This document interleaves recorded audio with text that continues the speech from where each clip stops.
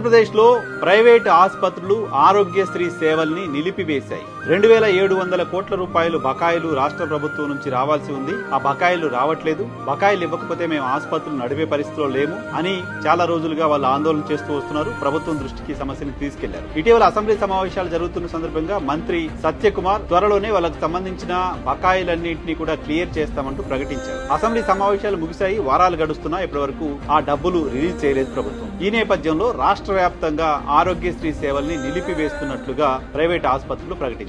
ప్రభుత్వం అసోసియేషన్ తో హాస్పిటల్స్ వాళ్ళతో ఇప్పటికే పలుదఫాలుగా చర్చలు జరిపినప్పటికీ కనీసం కొంత అమౌంట్ అయినా రిలీజ్ చేసి వాళ్ళు సేవల్ని నిలిపివేసే పరిస్థితి రాకుండా చూడాల్సి ఉంది. బట్ ఆ దిశగా ప్రభుత్వం ప్రయత్నం చేసినట్టు కనపడలేదు. ఆ కారణంగానే ఆరోగ్యశ్రీ సేవలు ఆంధ్రప్రదేశ్ రాష్ట్రంలో నిలిచిపోయినట్లుగా భావించాలి. ఆంధ్రప్రదేశ్ లో ప్రైవేటు వ్యక్తులకు మెడికల్ కాలేజీలు అప్పగించే ప్రయత్నం రాష్ట్ర ప్రభుత్వం చేస్తూ ఉన్న నేపథ్యంలో దాన్ని చాలా మంది వ్యతిరేకిస్తున్నారు. పార్టీలు వ్యతిరేకిస్తున్నాయి. అది సరైంది కాదు అని చెప్తున్నాయి. ఎందుకు సరైంది కాదు అంటే ఇదిగో ఇందుకు కారణం, ప్రైవేటు హాస్పిటల్ కు ఆరోగ్యశ్రీ డబ్బులు చెల్లించలేదు అని వాళ్ళు సేవలు ఆపేస్తారు. ప్రైవేటు వ్యక్తుల యాజమాన్యంలో ఆసుపత్రులు ఉంటే జరిగేది ఇదే. ఈవెన్ ప్రభుత్వ రంగంలో ఉన్న ఆసుపత్రుల్లో అన్ని సర్వీసెస్ అక్కడే ఇచ్చి డబ్బులు ఏదో అక్కడే ఖర్చు పెట్టి అక్కడ అన్ని సర్వీసెస్ దొరికేలా చేస్తే బాగుంటుంది తప్ప ప్రైవేటు వాళ్ళకి ఇచ్చినంత మాత్రాన ఏమవుతుంది, మేము ఇప్పుడు ఆరోగ్యశ్రీకి సంబంధించిన లిమిట్ 25 లక్షలు చేశాం, 25 లక్షలు ప్రైవేట్ హాస్పిటల్లో ప్రభుత్వమే కడుతుంది, అది ప్రైవేట్ గా ఏం ట్రీట్ చేయాల్సిన అవసరం లేదు, ప్రజలకు మెరుగైన వైద్యం అక్కడ దొరుకుతుంది అని కొంతమంది మేధావులు చెప్తున్నారు. ఆ మేధావులు గమనించాల్సింది ఏంటంటే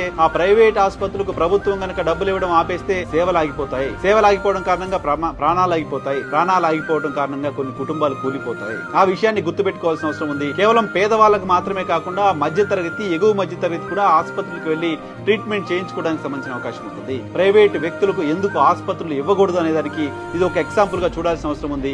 ఈ ఎక్స్పీరియన్స్ తర్వాత అయినా ప్రభుత్వం పునరాలోచన చేయాల్సిన అవసరం ఉంది. పునరాలోచన చేస్తుందని ఆశిద్దాం.